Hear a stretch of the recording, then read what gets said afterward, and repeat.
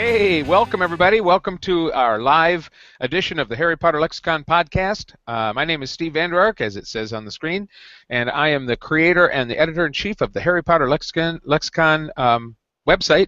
And we are going to be doing a live podcast tonight to explore the new website, to look at some of the new features. Hanging around with me tonight is Mr. Nick Moline. Nick, how you doing? Hey, how you doing, Steve? Doing good. Are you ready for this? Okay, question before we start. So, quickly, since last Thursday when we went live, any thoughts? Anything that struck you? Well, other than the wonderful fighting of putting things online and things temporarily going completely offline, it actually went fairly smoothly. Well, I don't mean just the switch on. So now it's been almost a week. And we've been watching as Google has indexed the site, and we get more and more users on it all the time. With the exception of, for some reason, some weird thing this afternoon where it kind of blinked out on us, I don't think we've had any problems with the site, have we? It's been pretty well. The servers handled the massively increased traffic from beta time. It's fun to look at the little stats, and you can see right before we go live where our high is like 400. And then it suddenly jumps to thousands. So yeah, yeah. I think our high before we went live was like 823 or something, and after we went live, we had that in like 4 hours. So yeah, it was definitely a big jump. Okay, well, the big thing that struck me, a lot of people have been asking something which struck me as a little bit. It's one of these things that when you get the feedback, you're going, "Oh, really?" Originally, the lexicon never had alphabetical indexes. It was just all sections, okay? Now, things were alphabetical within the sections, but there was no indexes. And that is the number one thing that people have been wondering, why there are no alphabetical indexes. Well, I kind of knew we needed to have our... we knew, we've said it before, we knew, we chose how much needed to be done before we could go live, and then we talked about, okay, after we go live, here's the list of things. And improved listing pages, including, the alphabets make some sort of sense, right? So including having the alphabets, having filters and stuff like that, that was all, it's all on the list. It's just hard to do. So we said, okay, well, if this works, let's push it live. Right. Well, and frankly, it got to that point where, okay, we've got to stop, because we never get done fixing things and changing things and improving things. I mean, that's just the way of these kinds of things. But that was the number one thing that people, and we got a lot of really good feedback, people really, really appreciating the work, appreciating the site. But that was the thing that we heard multiple times from people saying, where's the alphabetical index? So just in case that's you and you're wondering, it's coming. We are working on that. Nick's already got some plans in place, and we're not going to say how quickly, because anything you try to implement like this can you wind up finding yourself a problem you weren't planning on, but that is coming. But I think what we're going to do for right now is we are just going to jump right into this. What we're going to do as we do this is we're going to screen share the lexicon, so that's what you're seeing, and you'll be watching us. You'll be hearing us talk about it as we kind of show you around a little bit. So, Nick, if you want to, unless there's got anything else you need to toss out there. Okay, here we go. All right. So this is the home screen. This is the main page of the Harry Potter Lexicon, and it does look very different. And I did have one or two people say, it just looks so different. Why did you have to change? And if you've been listening to our podcasts and things, you know that the reason we had to change is because, number one, the old site was no longer editable, and it was getting out of date, and we just couldn't keep it up. We didn't have even the software to do it. And then the second reason is the old site was not in any way responsive design. In other words, you couldn't really use it on a phone or even really on a tablet unless it was quite a large tablet. And you can see what he's doing there. He's actually changing the size of it down to what you'd see if you're on a phone. And no matter how you change it, it just sort of sizes itself to fit the size of your screen, which is what a website has to do now. That's just the way a website has to work. As a matter of fact, on Google, if your site is not responsive, if it's not usable on mobile like this, you get knocked way down on Google. And so we don't like being knocked way down on Google. We wanted to have one more reason why we wanted to have a modern looking site. Now, okay, spread it wide again so we can see it in its desktop glory. There we go. Now, if you look up at the top, sure enough, I've already gotten at least one email on this. Notice the way the word complete is spelled. Right there. Now, if you look on that, you can click that, and you will be taken to a page which will explain why it is spelled that way. Okay, it is on purpose. It's not just because I don't know how to spell. There are words that I do misspell, no matter how hard I try, I seem to always misspell them. But this is not one of them. I do know, how to spell complete. So if you're curious, I'm not going to read that whole thing to you. You can take them back to the main page. But if you do wonder about that, you can go ahead and click on that and read that in more detail to find out why that's spelled the way it is. Up at the top there, beautiful photograph. Thanks to Minley, who we happened to find that photo online, and I talked to the photographer and was given permission to go ahead and use it, which I think is just fabulous. I mean, the colors are exactly right for what we're trying to do with the lexicon. When we chose the colors, the kind of jewel tone colors that we use on the lexicon, we did not have that photo in hand at that point. But when I saw it, it was just like, okay, this one's perfect. This photo is just perfect for that. And that brings up an interesting point. We have a lot of artwork on the lexicon. You see the picture of Hermione there, and well, that's one I did, but I took that photo myself. But we have a lot of artwork. This is a beautiful one of the Gray Lady. I just think it's actually, I guess it'd be Helena Ravenclaw before she turned into the Gray Lady. But just beautiful artwork that these artists have given us permission to use. And every single piece of artwork that we use, we are using with permission from the artists. We don't put things on there without getting their permission. And if you click on it, which is what Nick just did, he clicked on that image, and it actually takes you to a page for that piece of artwork. You can see it full size. You'll see over on the right there it says the name of the artist. And if you click on the name of the artist, now this page is not finished yet, but I'll show you. It's getting there. You'll see all of the artwork that Lola Rodriguez has done that she's given us permission to use. And if you look right next to her name there, or under her name in the right fact, we call that a fact box on the right-hand side. And if you look there, there's a little icon. That's the DeviantArt icon. If you click on that, you will actually go to her DeviantArt page, which is where most of our artists have. DeviantArt is kind of where we find each other, you might say. So there are other kinds of icons that will appear there as well. Twitter, Facebook, whatever kinds of links that they give us to use will appear there. Now, I'm just going to be honest with you. We have thousands of pieces of artwork in our collection, and if you look at the some of the artwork, you're going to click on it and you're not going to see all the information filled in yet. And the reason for that is just because we're working on it, basically. And so typically if there's one that we put in a featured image situation, like here, where it's one which is you're going to pull out, you're going to see that it's, go back to that page a minute where you were, Nick. Go back to the right there. Now the artist page. If you look at the artist page, you're going to see up in that top line, you'll see One Fine Sunlit Day and Marauders have proper titles to them. Probably those two pieces of art are on a page somewhere because we've done the additional work to clean up the titles, add the information. But if you look at a lot of those other ones, they are still just, you can see the underscores and that's the way the file names come from DeviantArt when they give us permission. That means that particular piece of artwork is not actually being used on a particular page at the moment because it hasn't been updated.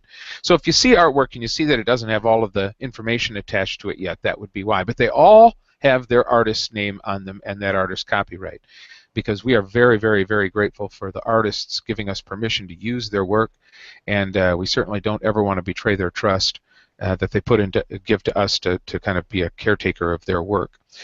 If you ever would like to use artwork that we use on the lexicon, if that's something that's important to you, make sure that you click on the link and go send a message to the artist. We don't have that. See, here's the DeviantArt page. You can go on there and send a note or send a message on there.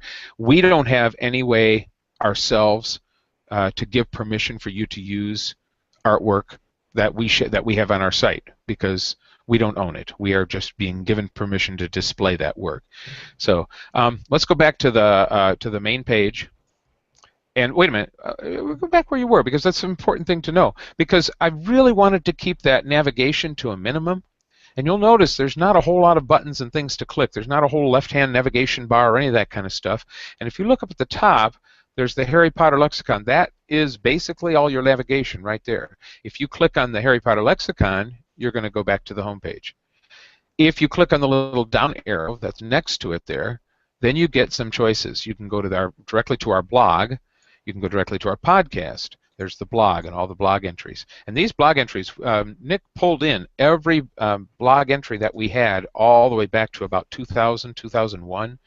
And so they're all in there. Some of them, it's kind of interesting to go all the way back and find some of these entries from way back when, and see what those looked like at the time.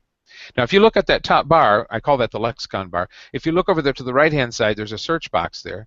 And if you just click on that, you can do a search. And so that's the number one way of finding things on the lexicon, is to go ahead and search. Now, you'll notice he typed in Harry. If you look, I know, yeah, great choice there, buddy. But it actually is very indicative, because if you look at the right, there are 489 things, 315 events, 281 characters that have a reference to Harry, 200. I mean, it's ridiculous. It's almost unusable. And so that's the kind of thing I think that maybe some people are getting frustrated by, is that, but I think most people are not going to type just Harry. But if you type in Harry Potter and you click on character over on the right-hand side there, now you're going to see it's because, well, what I'm hoping for, I mean, we talk about this. Nick and I have talked about this a lot. What I would like to, if you type in Harry Potter, I would like to see the reference or the entry that's called Harry Potter be the first one that comes up. Yes, I'm working on that. I think that'll be up this weekend. I wasn't saying that as in, hey Nick, how come that isn't working? I'm just saying that seems self-evident. These things may seem more evident than that doesn't mean they are instantly achievable. Let's just put it that way.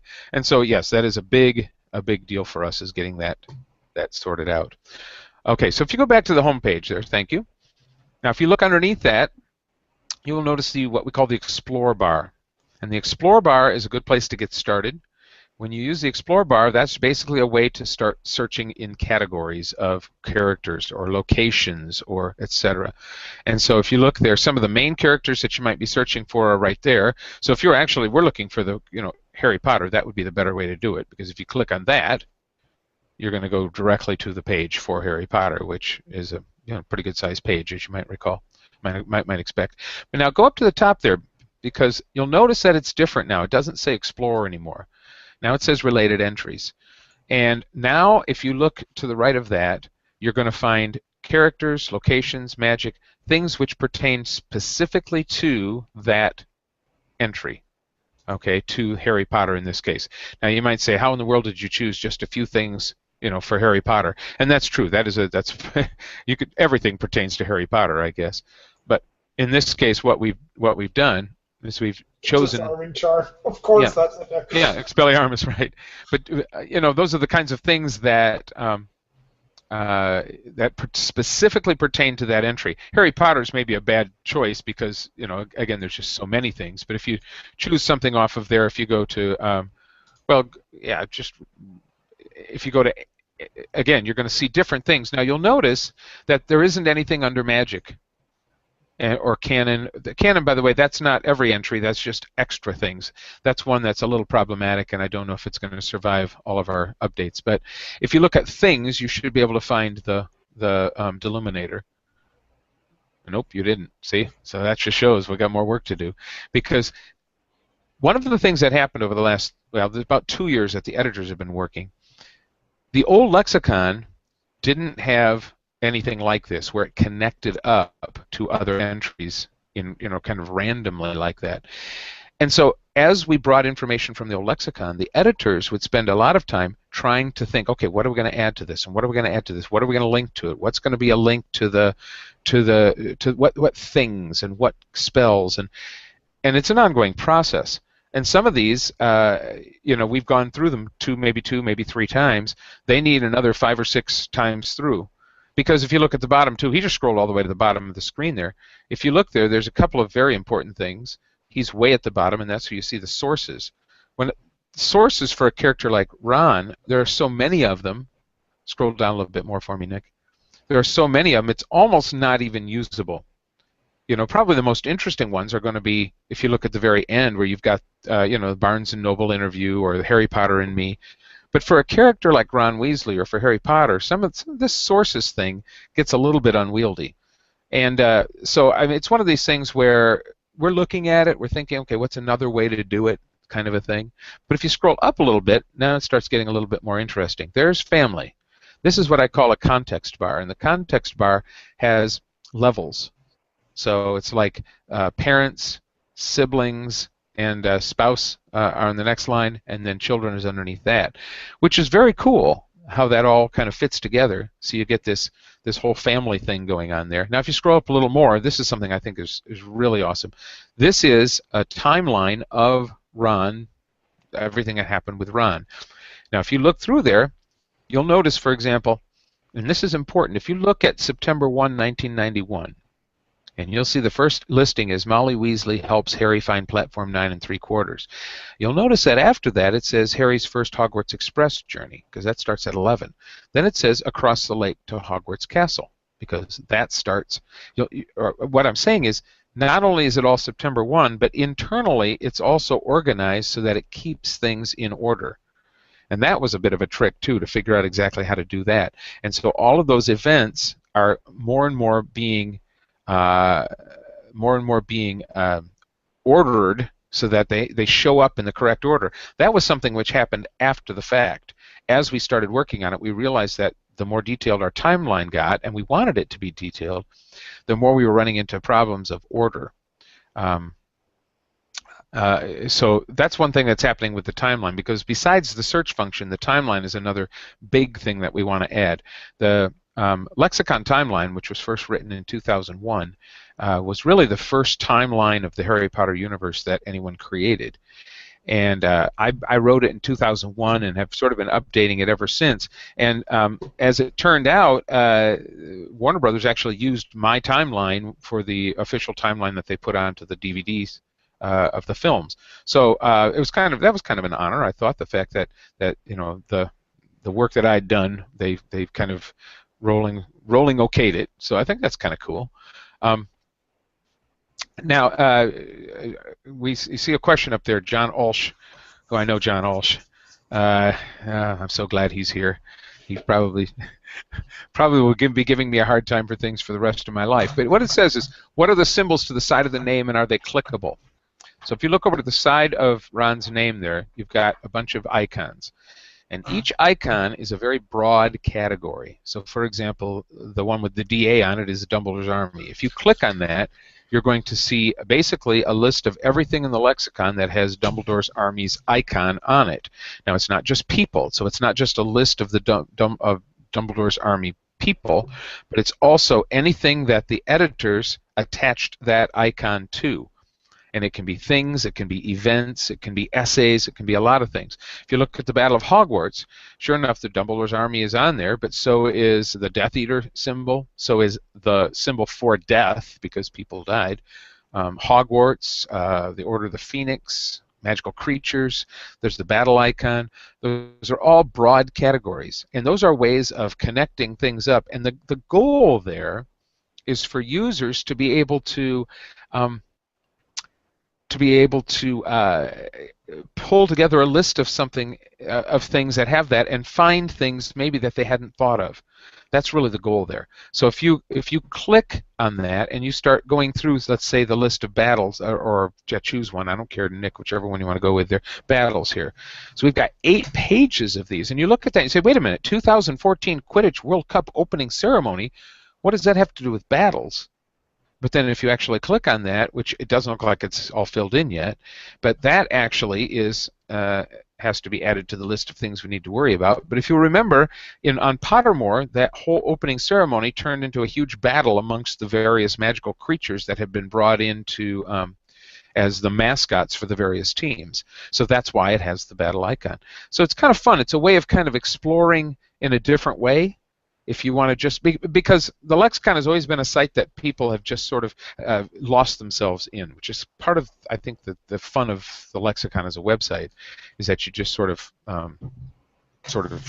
lose yourself in the site. I've had people, email me saying, I'm at work, I've been on the site for 3.5 hours, I have no idea how I got where I am, and I can't get any work done. That's kind of what the Lexicon has always been about, I guess. And so that's what those are. Those are the icons. Kind of opposite of that, scroll to the bottom of, this page has it. If you just scroll to the bottom of the page, you'll see there's a couple of tags. And tags are a little different than icons. They're also categories, you might say, but they're a little bit less defined. Injuries, for example, or creature-induced injuries. These are things which are they function pretty much the same. They show you everything that has that tag, but again, you've got a different sense to them. You can have a tag like 12, or a tag like anger, or a tag like hiding. These are things which are concepts and ideas. Typically, a tag doesn't have a capital letter, and it's usually a noun, and it's usually or a describing word, like the color green. Notice the color green is on there, and so you'll find that anything that has the tag for the color green will come up. And so it's just an interesting way of kind of exploring the lexicon using those tags. Joe's asking, will there be forums on the site? We don't have immediate plans for forums. Right now we have comment, what we call the pensive, on every single page, which is a place for comments. And we've had a few little conversations going on already on various pages as people will bring up, shouldn't this be included, which is exactly what I was hoping for, because for fans to say, there we go, click on the tufty-haired man who gives Dumbledore's eulogy, click on that one yet. That was a good example. Somebody right away posted, if you scroll down, their comment was, should this entry also include the fact that the same man officiated Bill and Fleur's wedding? And so I went back up there and said, "Oh, yeah, missed that." So I ended up editing the entry to include that information based on some feedback from fans. And that's what I want to have. I love the idea of fans giving their opinions and their thoughts and their commentary into that section. Because notice at the bottom of the page, the commentary section is set off in gray, and that section is not canon, because we make a big deal about canon at the Lexicon. And that section that's set off in gray is not canon. That has the etymology of the name, where the word comes from, what that means, and it also has commentary from our editors. If the editors themselves wrote some comments of their own, some commentary and things, which they are encouraged to do. There's also, sometimes you'll see on some pages it'll say from the web, and there'll be links to everything from essays on MuggleNet to Harry Potter Wiki articles. All sorts of things will end up in there from the web. And so the intention is to kind of have a part of each page which is available for users to be able to add their own comments, for our editors to add their comments, for us to kind of have discussions about it. And you say, well, there's not going to be a lot of discussion about whatever the fella is that performed that marriage ceremony. That's probably true. But if you think about, there was. There was. That was one of the first ones to come up. But then think about the whole wedding. Excuse me, not wedding. Think about the whole thing of Dumbledore's, or not Dumbledore's. Losing my train of thought. Tom Riddle's murder of his parents and grandparents, his dad and his grandparents. The year when that happened has been debated among fans for a long time. And already, as soon as the Lexicon went live, I already got into a discussion. Somebody was asking about that. It's not in the discussions right now, because this was a discussion that was going on actually in, I think, on Facebook. Possibly, I don't think it was Twitter, but we were having. Here, I thought was it? I know you were part of it, but the discussion we had basically was, what exactly is the year of those attacks, and that's the kind of discussion that I think is so important that we have on these pages, because fans expect the lexicon to be to be authoritative, I guess, because we work very, very hard to be that and to make sure that we stick right with the canon that's given. And so when there are these things where there's these discussions and these, I think it's on the one where the murder, actually, if you're looking for the event. I'm looking for the Mm. events. How would I look up events? That would help. It'd be nice if there was something on the side that you could click on that would say, just show you the events. Hmm. Interesting. Oh, this is because look at your search term. You're narrowing it down a lot. But do this. I'll show you a way to get there. Click on Morphin admits to murders he did not commit and goes to Azkaban. Just click on that. Okay. Now scroll to the bottom and go to the timeline. There you go.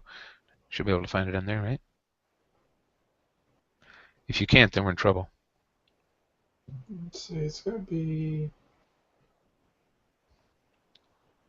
I'm so glad we chose this particular example Yeah, that's a great idea. Let's just. because it really should be on there. This is an event. And here's the thing, an event timeline is automatically created. It automatically pulls events. But hey, look, wait a minute. I see December 7 attack on Pearl Harbor on there. That means that the Morphinus frame for the Riddle murders is not correctly tagged as a wizarding event. That's why. It says Wizarding World. Maybe well, that was my theory. Anyway, the point being that at the bottom is an automatically generated timeline. It goes into all of the events, and it finds the 10 before and the 10 after the event that you're looking at. Now, that's what happens on an event page. And that sort of timeline is what we are working on having an actual separate timeline system, so that you can actually go and instead of just being a tiny little timeline at the bottom of the page, that will be an entire like a timeline tool or app all on its own. So that's coming yet too. But now we've got to really figure out what the heck is going on here, because we should have been able to find this. I wanted to make a before we get off on another. Yeah, go right ahead, because I've been talking a lot. Yeah, I wanted to make a comment. Go back to Tufty. All right. One of the comments I've saw in feedback is, we get, why did you have to change the lexicon? It was fine the way it was. And you touched on it at the beginning, where the lexicon was basically uneditable. You personally could edit it using, a really old copy of Dreamweaver, but you would have to do everything yourself, and making a quick correction like you did in this case. When somebody posted that comment that this page didn't mention that this person did the thing, you were able to make that edit within minutes of that of that event. Probably the only thing you had to do is figure out exactly which chapter it came from. Right. That was literally that, and that was just a matter of you figuring out canon. You were able to, we can't say I'm purposely logged out here, but if you were logged in, right here on the top of the page, there'd be an edit page right here on the page. So you see that comment, you pull it up and say, my goodness, this is correct. Hit edit page, and you've made that correction. And just to be clear, I can see an edit page. Most people do not see edit page up there. That's yeah. Only our editors get to edit pages. Right, that's what I'm saying. This is not a wiki.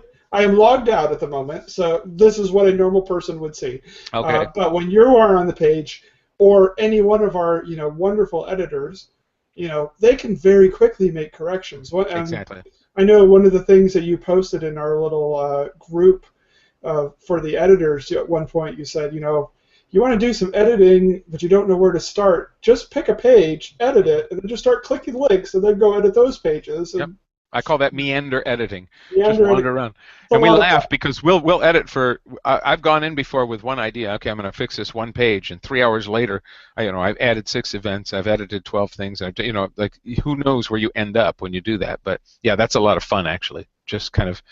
But that does bring up the fact that this is always going to be a work in progress. This is the sheer quantity of information, the sheer volume of connections and links and everything. This is just going to be an ongoing process. Right. So now, off to the right there, notice a little fact box. That's one of these things that is not on every page. It's on every character page, but some of the kinds of entries don't have them. But that's very it's not true of this one, but on most characters, if you're going to see, let's say, if you were going to look at Trelawney, for example, go to Trelawney's page. You can do that. Just type her in there. Do you know how to spell it? No. T-R-E. I know how to spell Trelawney. Oh, okay. I don't know how to spell Sybil. We've had this conversation. Oh, yeah, because there's two different spellings, right? Yeah. Okay. But if you There's a blog post about that. There is. If you go to, okay, we'll go right there. Now, if you look, notice that on the top of the fact box, the name is a little different because there we have the middle name as well.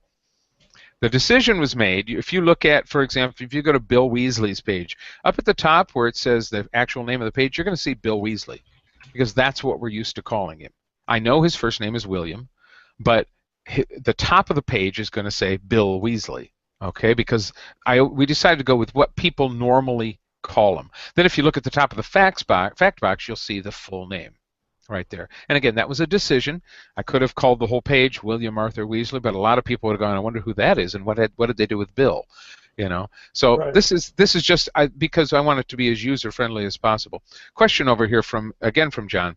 I really like the timelines for the characters. Is there a feature to have a timeline for things other than characters, like individual books, the series as a whole, pre-book 1, Quidditch timeline, etc.? To some extent, yes, those things already exist. If you go to any like a location, for example, go to Shell Cottage, you should see, and haven't looked at that one. Probably you should see timeline of events which are things which pertain to that. If you go to any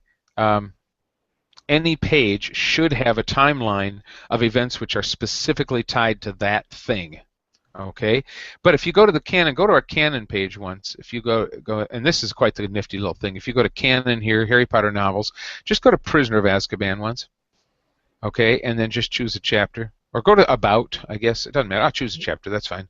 Now, if you scroll to the bottom of that and you look at the timeline, you're going to see events which pertain to that particular chapter. Okay? Now, if you take us out to just the About one on that one there, yeah. And there should be a timeline of the book right there. And so these things are in existence, but so far there is not one big, long timeline tool, which is like you can just kind of scroll through and see events. I'm not even going to tell you what it's going to look like because we have some good. It's been designed, and we have some really good ideas of how it's going to go, and I'm excited to see how it works out. That is going to take a little bit yet before that's done, but then we will have it'll be a separate. You go to the timeline, and the timeline is going to. I mean, the basic idea is that it's going to start in eras.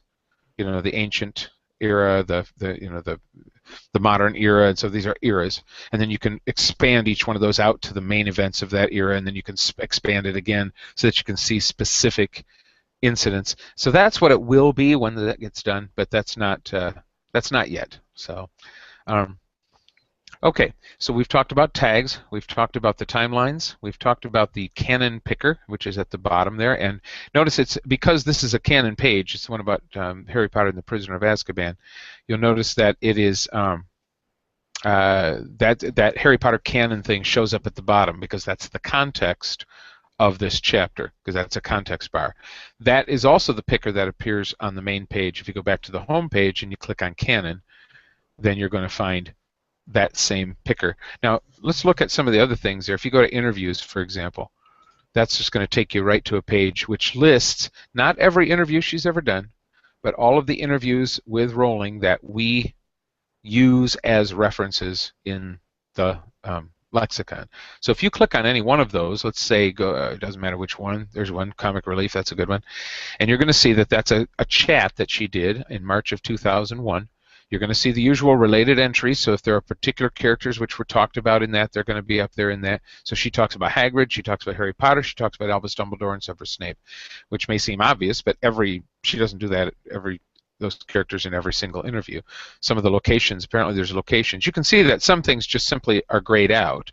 That's because it doesn't talk about any spells in that one, for example. Then there's interesting facts, which it's not a copy of the entire interview, you can get the entire interview. Usually, you can see there's a click right there. Don't scroll back up. Right after a Comic Relief live chat transcript, it'll take you to the Accio quote, which will give you a transcript of the entire chat. And so, if you are curious, if you want to read through some of these so you can see where all this information is coming from, well, that's where that is. But some of the more interesting facts and things that we pull out of this, I've quoted down here below, so you can actually see what information we particularly struck us, or me, because I did all of this in that interview, and so those things are copied there. So. And then if you go down to the bottom, you're going to see there's a place for commentary, there's a place for tags, and there's another canon picker in case you want to move on to something else. You can use that canon picker to go to another interview. You could use your back buttons for that matter. Or you can use up at the top, you can click on the Harry Potter Lexicon logo. You can click on the bar up there to go back to the main page. These things have icons, so they will turn up in an icon search. These things have tags, so they'll turn up in a tag search. But just for fun, I went to a little side thing here. Go to Hermione's page, because I gave my editors a little bit of a fun assignment a month ago or so, and they really rose to the occasion. Scroll to the bottom for me. If you look at the tags, you're going to find a tag at the very bottom, and that tag says, well, there's several of them. There's 3 of them, 4 of them. They're called remembrals. And what they are is a selection of, let's say, 12 to 15 entries from all over the lexicon which apply to that thing. This is a Hermione remembral. So arithmancy, the beaded handbag, Bluebell Flames, Crookshanks, Gryffindor House, Hermione attacks Ron when he finds his way back after Christmas, Hermione buys Crookshanks, Hermione founds Spew, Hermione Granger the character, Hogwarts a history, Hugo Granger Weasley, Mr. Granger, Ron Weasley, Rose Granger Weasley. And so those, and Tales of Beedle the Bard and Spew. So those were selected by an editor as sort of a curated list of interesting entries that connect up with that particular topic. Now you might say, well, why isn't Harry on there? Well, the challenge of this is you don't have more than will fit on one page. You don't want it to have to go to another page. And so you keep it to about 12 to 15 entries. And so you do have to make choices. Hermione was fun. You'll notice that Hermione's entry itself had 3 different remembrals on it. So if you go back to Hermione and go down to the bottom, 4. You're going to find 4. So it has a Draco remembrall, a Hermione remembrall, a Crumb remembrall, and a Pansy remembrall. And so if you go to let's say the Pansy remembrall, you're going to see a curated list of things which connect up to that particular character. And so it's just interesting little quirky thing. If you ever see those, go ahead and click them. And again, this is just because the whole idea of the lexicon so often is just kind of exploring canon and finding new and interesting ways to learn and to make connections and to maybe find something you didn't know about or you forgot about. Because so often we read about it and go, oh, that's right, I forgot all about that particular little thing, and or how that worked, or oh, okay, well, how did that go again, or who was that person? And because remember, we have some canon sources which are a little bit more obscure. Some people don't have access to. In fact, hardly anybody has access, for example, to the Daily Prophet newsletters. And so, yeah, you can find a lot of information of what's in the Daily Prophet newsletters, which otherwise, they're basically inaccessible because we're not allowed to share them. We've been asked not to share them. And so we can give a lot of information about them, but we can't just reproduce the whole thing. So you're going to see a lot of information about probably something that you don't know much about. If you look at that, you probably have, I'm sure, very, very few people have ever read these things. But this will give you the best look we can give to you of what's in there because they're delightful. They're just really a lot of fun. Joe says we should use the feedback form to report an issue with something on the site, right? Absolutely. Yep, use the feedback form, which is found up in the Harry Potter Lexicon menu right there that says feedback. If you click on that, you can fill that out. That goes in a message directly to, well, Nick sees it and I see it because it comes up in the feedback link on our control panel for the whole site. Typically, I also get it into my email, and I pretty much answer every single one on feedback. If you just want to bring up something like if you're reading it and you want to make a comment, like just almost like your own commentary, your own thoughts, rather than feedback, go ahead and use the pensive on the bottom of that page, since each page has one, and go right ahead and add your own comments to it of what you're thinking. If you think there's something should be added to that particular page, great, put it in the pensive, just like that person did with the tufty-haired man. Put it there, because we monitor these things, and so we're going to see it, and we're going to be able to take a look at it. So yeah, definitely you should do that. By the way, I noticed somebody said, was that Joe? Somebody said, did you by chance request chapter artwork of Mary Grand Prairie from Warner Brothers? Yes, I did. Back in 2001, I received I have a copy of it printed, a fax from them at my request of whether we could use the chapter art. There it is on that particular chapter. The chapter art by Mary Grand Prairie, whether we could use that, and we got permission from them. It had to be from Warner Brothers, surprisingly enough, not from Scholastic, and so we have permission to use that art. Otherwise, we wouldn't be using it. I have to say there are a few pieces of artwork here and there, not artwork, usually images of a couple things from Pottermore and things, which we have put on, usually in a small form, not the full size. But there are a few of those around, and there are also some of the famous wizard cards by Electronic Arts. A few of those images are on there too, but those are not artists per se, but just to say that those are on there, yes. And then there was another question I thought was on there too. I kind of jumped off of the list of what was up there, but let's see.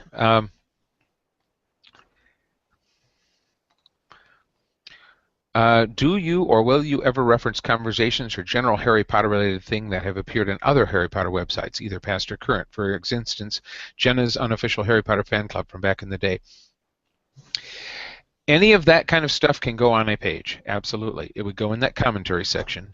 My goal right now, one of the things Nick and I have been talking about, and this is on the list, but I don't think it's the first thing on the list, is to have automatically look at, let's say, a page like, Barty Crouch Jr. or whatever, and to automatically put a link to the same page from the right there, Barty Crouch Jr. character, right in the middle. And if on the bottom of that there would be, if you look at the bottom, in that section, you'll see, oh, there's some good commentary. Somebody's written some notes. Hufflepuffskin is somebody her job on the lexicon is to go in and add commentary. She's someone who's got really, really good insights. She's participates a lot on MuggleNet and MuggleNet Academia podcast in their forums, just talking about some really good stuff. She's got some wonderful insights, and so her job on the lexicon is basically to go in and add these kinds of notes. And I told her to always make sure that she kind of signs her name on them so that she gets credit. But I would love to see on a from the web, because there doesn't happen to be one on here. We've got etymology and notes, but if there was a from the web on here, and have it automatically put a link to the Harry Potter wiki page about Barty Crouch, just so that, because they include things that we don't include. They're going to include things from the film, and that's just the fact of it. And there are people who would like to know that information as well, even though it's outside of our, the boundaries of what we do. People do want to see both, all that information as well, which is great. I have no problem with that. And so I love the idea of us putting a link down there so that if you want to continue, your research, here's what you can do. So that's kind of, it's going to come in the fact that trying to do that automatically is hard when they don't name things necessarily the same way we do. We named this Barty Crouch Jr. They named it Bartivius Crouch Jr. That's true. So sometimes I'll do my I've got it in the plans to work on a script, but if I can't necessarily find the exact link, it'll be hard to do. So and we'll always put them in manually. We can do it manually, but it would take forever. Yeah. So. Right. I'll put in as many as we can. Okay. Automatically, but I don't like with the way I write the script, I can't for sure tell you that it would notice that this is the same page. Right. Well, I wouldn't expect so. Yeah, Right. because it's Now, just spelled so differently. uh-huh.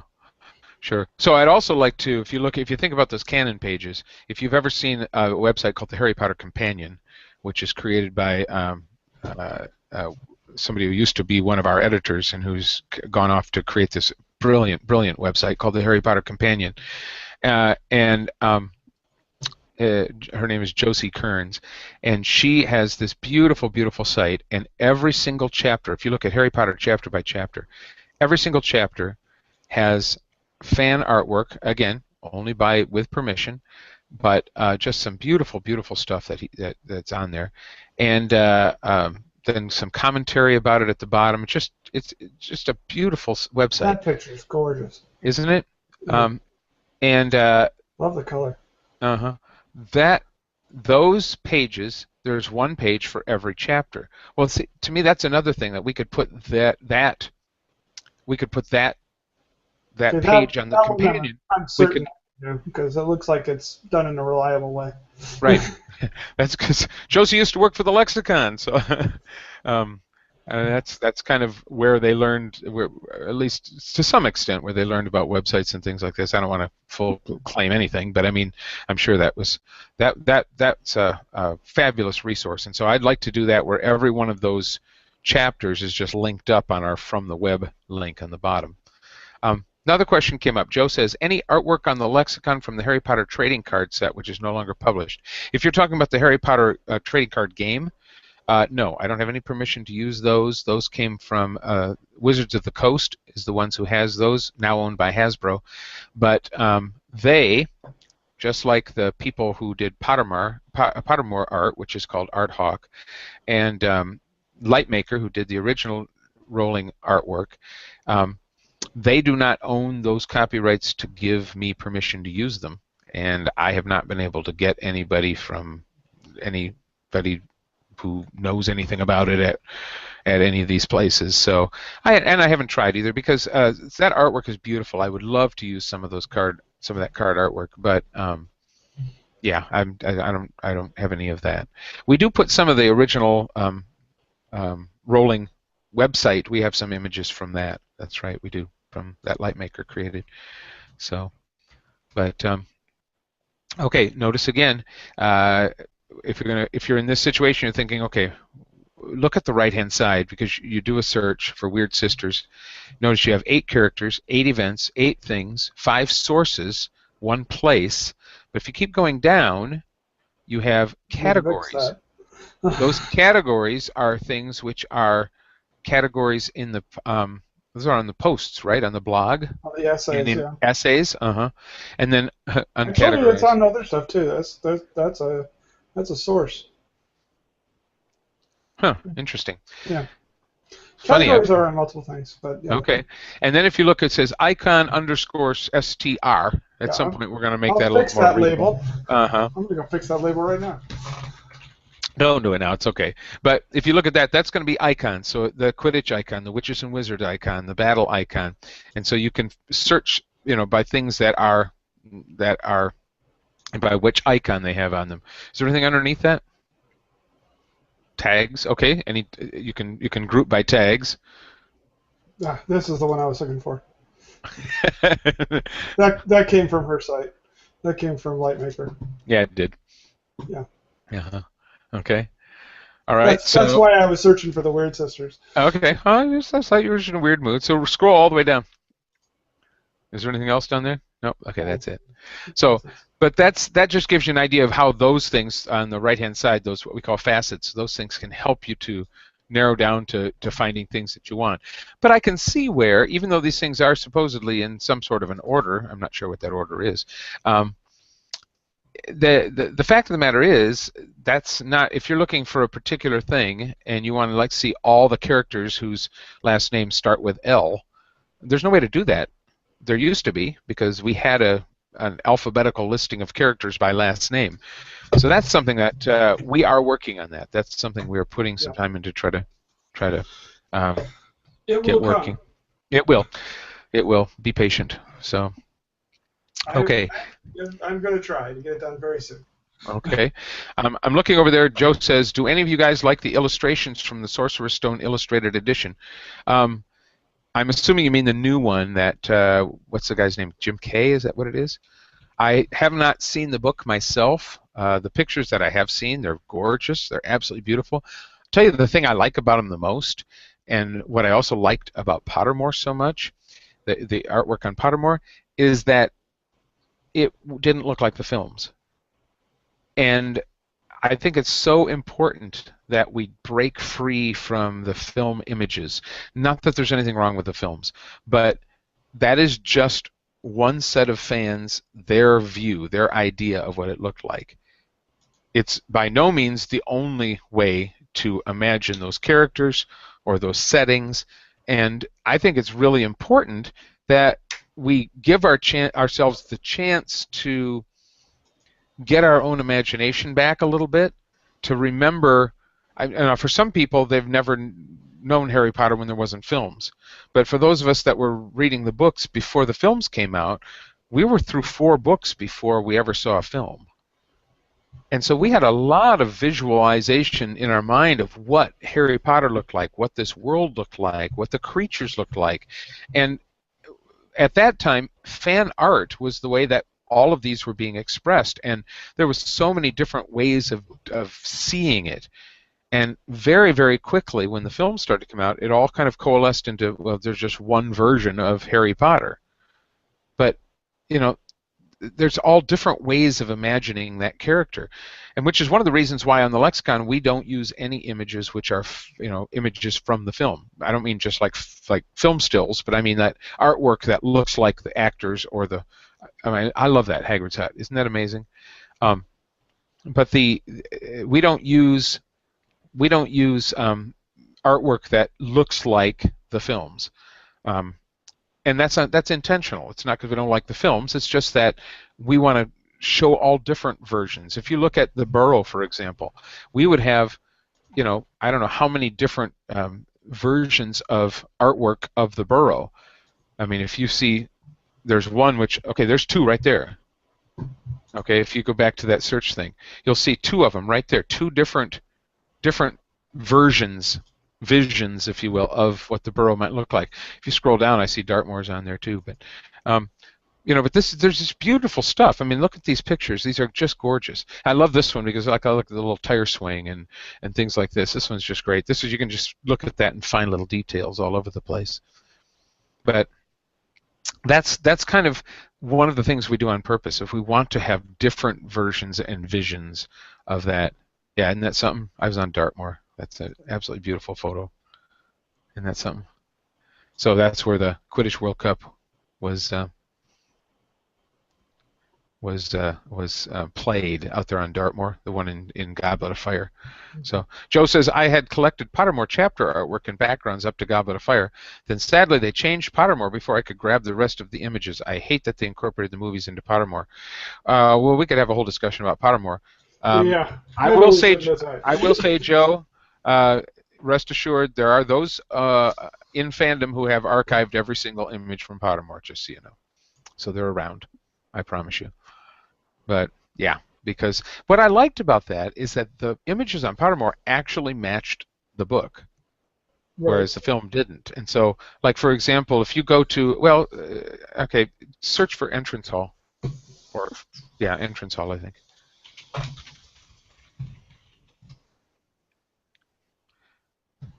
And if you click on that right there, and now if you scroll down to the commentary section, I think that's where I put 2 photos, small versions. No? Oh, well, okay. Maybe I didn't. I know I put them on one of those pages for the ground floor.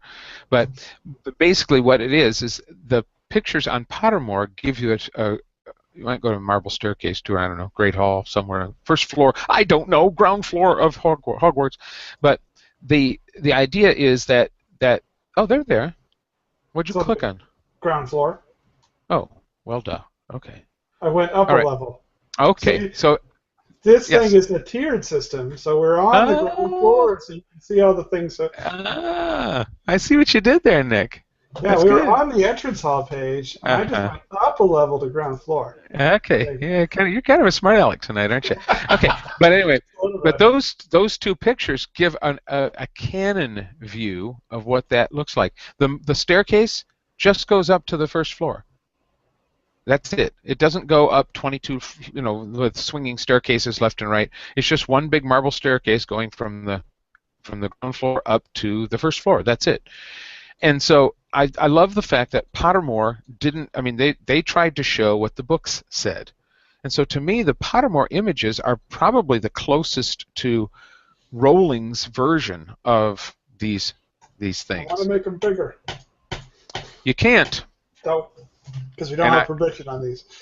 well, that wasn't why, perfectly honest with you, because remember for a while there, something happened, and when Oh we yeah. inserted images, they weren't clicking through. I had put those in during that time, and I just never fixed it. And I don't know that I will for that very reason, is I don't technically have permission. And so if you're using a small thumbnail version, that's usually legal to do that. But full versions, maybe not. But so yeah, you're just going to blow up the screen is what you're going to do. Yeah, Hmm. that's it. Oh, they're so Okay. pretty. They are. Oh, I So, want to go back to the old Pottermore. well, and there is that. There is something to be said for that. I mean, why can't we just have the old Pottermore? I don't know the answer to that. I don't know why they switched. I Well, really don't. I want to go back to the old jkrowling.com and try to get through the door. Yeah. Uh, Well, yeah, and we had those on the Lexicon for a while. yeah, I We had know. we had the actual functioning doors. Hmm. I got a little phone call on that one. So, kind of like, you got to take those down. It's like, oh, okay. But what was it we were saying? Oh, Pottermore. I think it's one thing that they really needed to do, and I mean, we fans will say, no, you didn't need to do that, but I think they did as an organization, is I think they really wanted to somehow find a way to incorporate the new material that was coming out, which was not just the books. Right. And a lot of us like here at the Lexicon say, well, but that's not, we don't care about that, but we do because it's Fantastic Beasts, it's Cursed Child, and those are canon, in whatever form they are. But you have, the theme parks. You have so many things now which are part of this larger, what they now call J.K. Rowling's Wizarding World. And I mean, I wish they would have either added on to Pottermore to have a separate section, which was, the going through the books. If they would have kept that, and then have another section, which was all of the movie and film and all that kind of stuff that they have now, instead of having to totally get rid of it. It seems to me they could have just sort of added on and had them both, or make a new website, make a new, Pottermore being what it is. Seriously. Okay, it's a fan site. What can you say? Okay. I will say, I want to say this. I am fine with them changing, realistically, a lot of the stuff they did on Pottermore, they did for the same reason we did the new lexicon. That is to say, this is, at the very least, a responsive designed site that works just fine on mobile. The old site didn't work on mobile at all. Ah. Because it was all Flash. Everything on it was Flash, which doesn't work on iPhones, doesn't work on iPads, doesn't even work on Android phones. So, yes, a lot of it they had to change. That said, they didn't have to do this. Yeah. This is what I have a problem with. Yeah. Yeah. Yeah. Yeah, they actually had a story that basically said, what was something like 8 reasons that you're going to love Draco Malfoy. I'm sorry, you just jumped the shark. Okay, but the point being that there's a lot of really good material on here. There really is. I just hate to lose all that stuff that we already had. Yes, I also hate to lose the old. You can see, this picture came from the old one, and they brought it in. I want all that chapter art to still be here somewhere. And right. Hopefully they'll bring it back someday. And they are. I mean, they use it, quite often, right in and amongst all the film stills and things like this. But yeah, I guess I can see that. I mean, I feel a little defensive about the fact that we changed the lexicon, and then people say, "Why did you change it? I like the old one." And I have to, well, we had to because I guess I have to give them I have to give them the benefit of the doubt as well if they had the same sort of requirement on them. John says, speaking of the cursed child, I assume all that information will be up on the site on 8/1. I don't know about all that information. Maybe 8/31. But none one of us, thing is we none have of a us have whole seen it.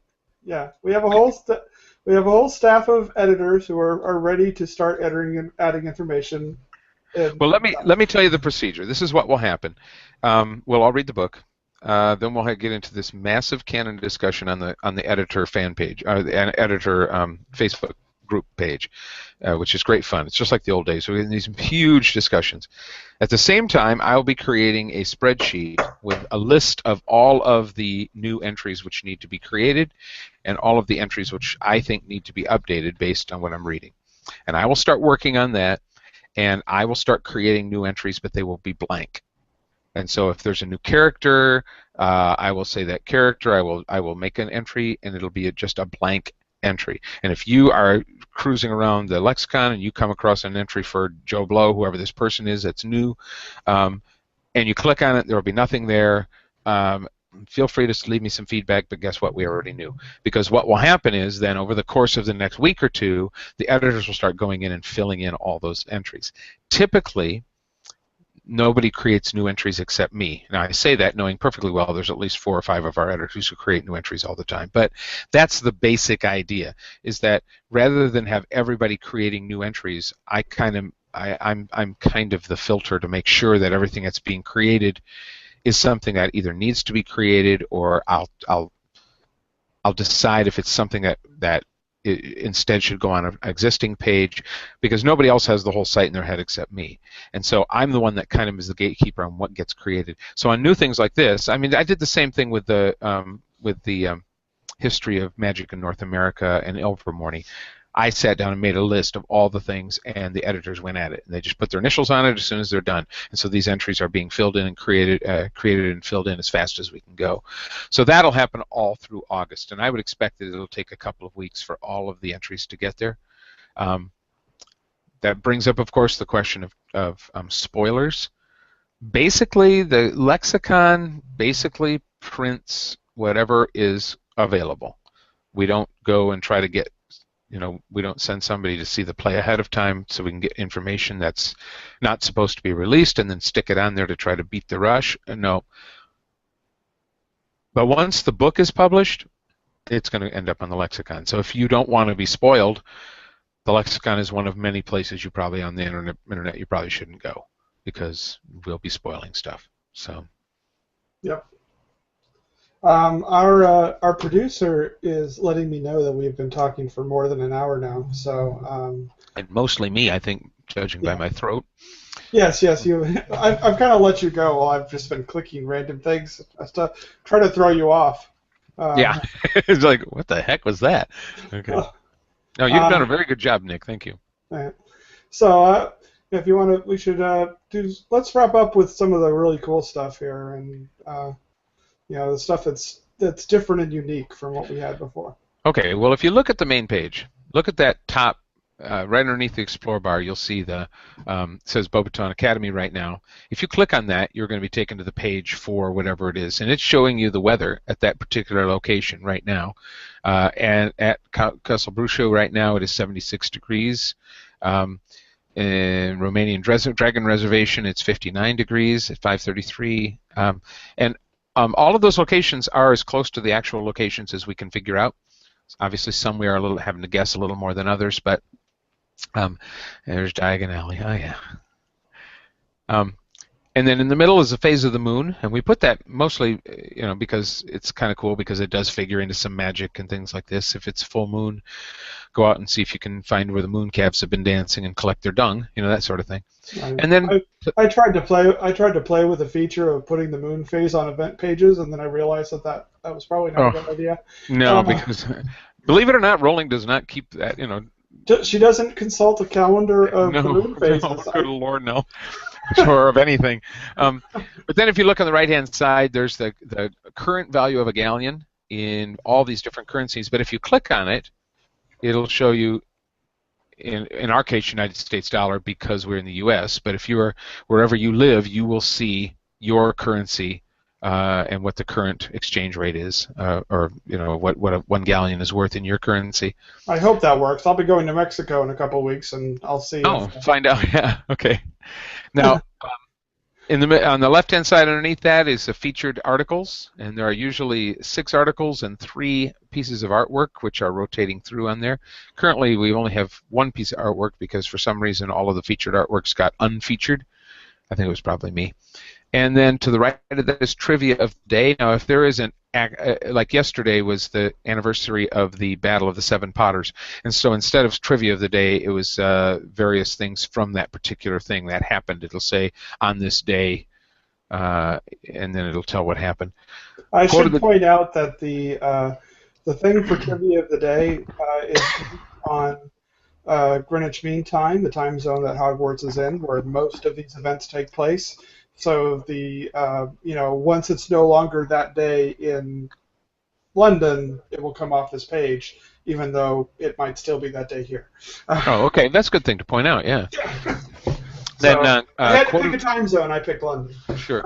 The quote of the day comes up there, and each of these it's a database of all these things, and it just rotates through them. Then if you scroll down underneath that, you'll see the latest from the Lexicon blog, and whenever we post anything on the Lexicon blog, including our podcast, it shows up there. Cool Inception.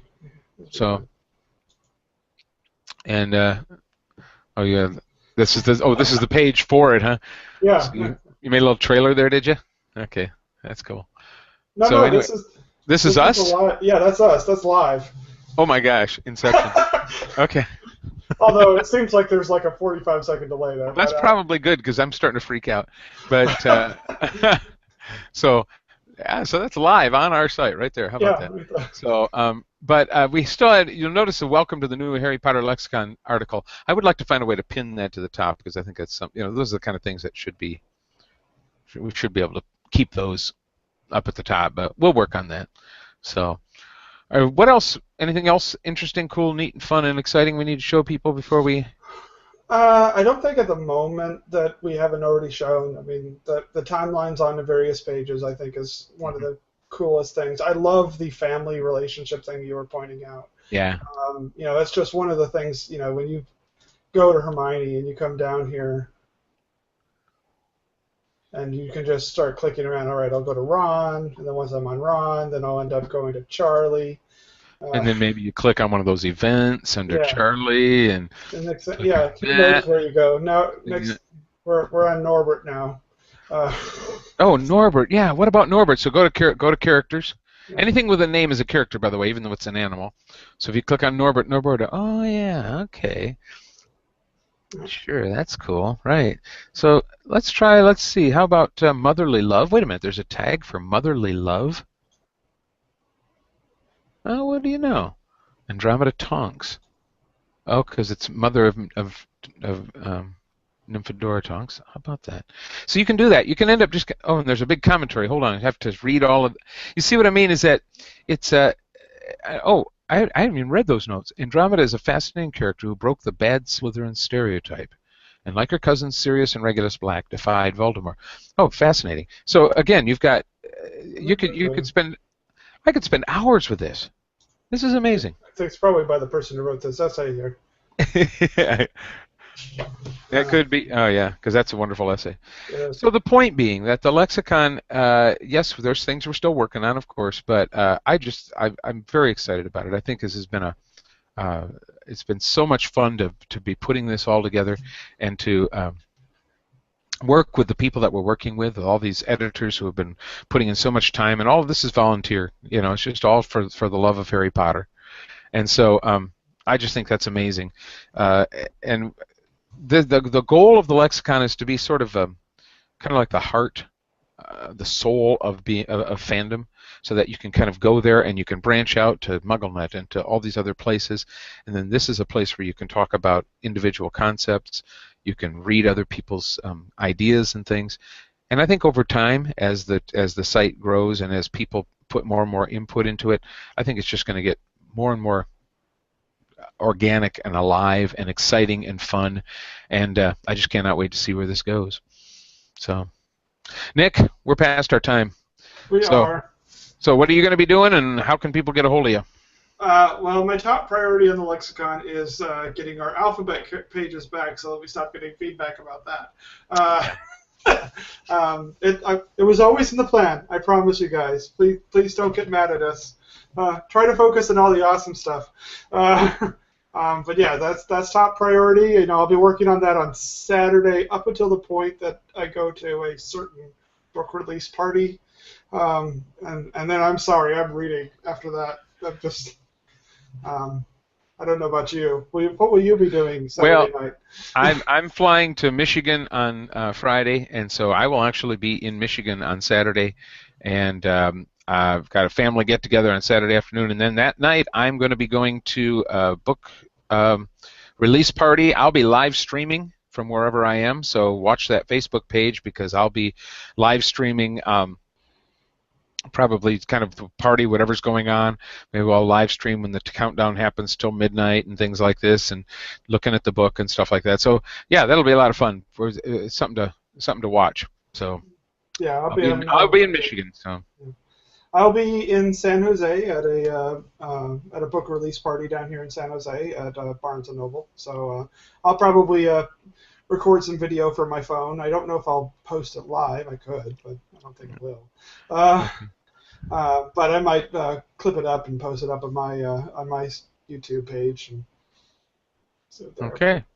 Yeah. All right. Well, I think that's more than wraps it up for this round. I appreciate all you guys who are throwing questions at us over there. Really, really appreciate that. It's a lot of fun to do these live podcasts, but it's all the much more fun because we have you guys in there tossing in the comments and so. We will come let you know when the next live one is. I'm sure we'll do one because we seem to be. I know we're going to have a big podcast where we talk about Cursed Child because clearly once we've read this, we're going to have a lot to talk about. I think after you're back in town, we definitely need to. Yeah. We definitely need to sit down. We'll have time to talk about it. We'll just have a whole canon episode on Cursed Child. That'll be great. Yeah. Yep, that's what we'll have to do. Maybe. Okay. Hopefully this is going to be a worthwhile part of the canon. I'm really curious to see how this works out. So. Me too. I'm hoping. All right. Cautiously optimistic. How about that? Cautiously optimistic. Good way to put it. Yeah. All right. Well, I think we're going to wrap that up. This is Steve Vander Ark and Nick Moline. And we are. This is the Harry Potter Lexicon podcast. And thanks for listening. Take care.